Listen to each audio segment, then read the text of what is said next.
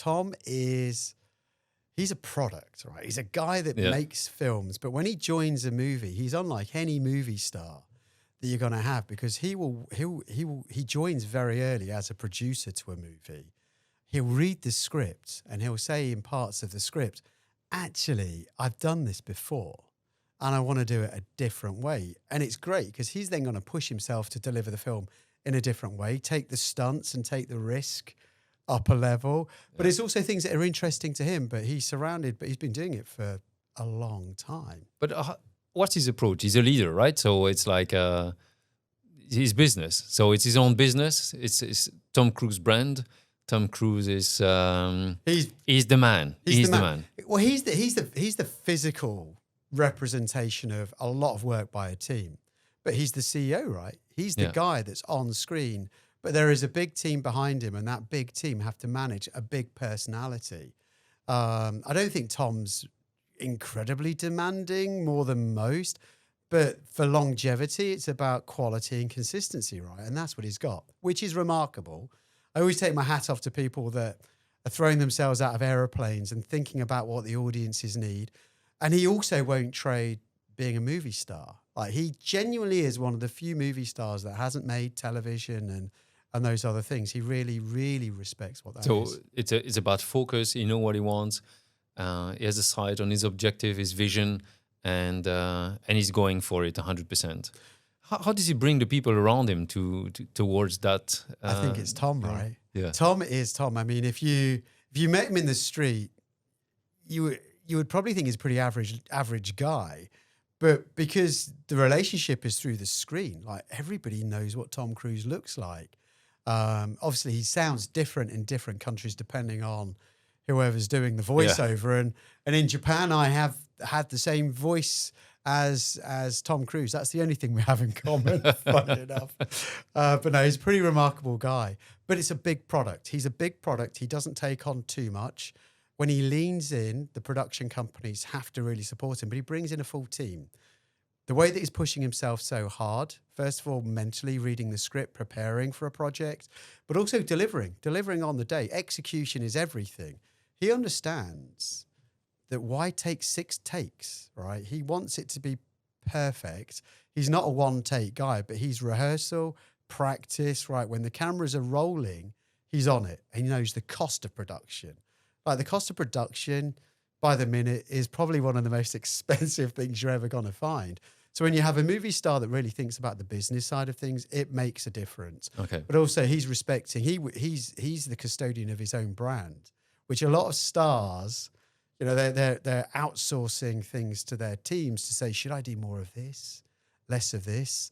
But Tom, he's not on social in the same way that, say, Will Smith is on social. And I sort of respect the Tom side of things because it keeps the essence of the brand.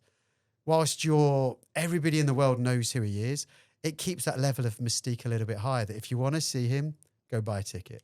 Right? Okay. That's literally it. Yeah. So he respects the business in all of those lenses. But when it comes down to promoting a film and being accessible to his fans, he's very much there. He seems pretty intense. So he's a leader that takes things in his own hands and drive things by convincing people that this is the right way. And his team, of course, they work for him, but they still have to be convinced, right? So and at the end of the day, public follows. So I guess that there is something in his leadership style that brings him and the people towards the vision. Without doubt, he is ridiculously charismatic, right? And most good leaders are really charismatic, but listen to the teams around them. And he's that guy as well. He's listening. He's listening. He's taking the advice. But he's also thinking about, he's constantly in broadcast mode. So when he's working, if that's working in front of the camera, working the machinery behind the camera, working at a movie convention or going to see the movie executives, that's where I've had my relationships with Tom is really just at movie conventions. So he's always acting. But he's even behind the scene, he's acting. He's always thinking about that moment, and he's very different. I've seen a lot of movie stars in the waiting wings, ready to come out onto a stage and have that conversation. Tom's different. He's on 100% of the time. I'm sure it's very different when he's relaxing and drawing his energy from somewhere. Without a doubt, he's an extrovert, but even extroverts need a break. Yeah, yeah. A lot of actors are introverts and generate their energy and can play a character because that's where they draw that energy from, is being that character. He's the opposite. He's remarkable, genuinely remarkable. There are others too. I mean, Dwayne Johnson is a huge movie star, right? But he's like a huge character. Like if Tom asks you a Well, he's question, physically huge as yeah, well. he is. I mean, in every he's a big guy. Yeah, he's a big guy. There's no getting away from that. But he will. And when I was running marketing teams and looking at digital marketing, you would talk to Dwayne's team, but Dwayne would ultimately join those calls and say, what else can I do? Do you want me to do it slightly different for Instagram or TikTok? And he's very aware. He does have young children that probably ask him, or, what are you doing here? But he really feels that he's part of that and he checks in. And when Dwayne asks you a question, I would say that your heart rate goes up 10%. When Tom asks you a question, I think your heart rate doubles. So there's a difference in being that leader as well. I think that, the industry doesn't waste Tom's time and Tom doesn't waste your time.